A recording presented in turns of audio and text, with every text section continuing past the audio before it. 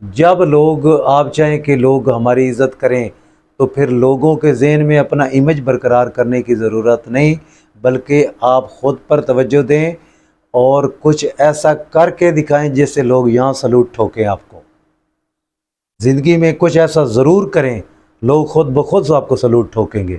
جو کچھ ایسا کریں جو کرنے کے قابل ہے۔ یہ ہوتا ہے کہ ہماری اچھائی کرنے کے باوجود جو لوگوں نے ایک امیج سیٹ کیا ہوا ہے نا، اس سے کبھی بھی وہ یہ نہیں کہتے کہ یار یہ مطلب یہ آدمی اچھا ہے، یہ برا ہے، یہ وہ امیج جہاں پہ سیٹ ہے۔ اس کی ایک ریزن ہے۔ آپ جتنا مرضی اچھا بان لیں، آپ جتنی مرضی رسپیکٹ دے لیں، آپ کا امیج پتہ کیوں اچھا نہیں ہوتا؟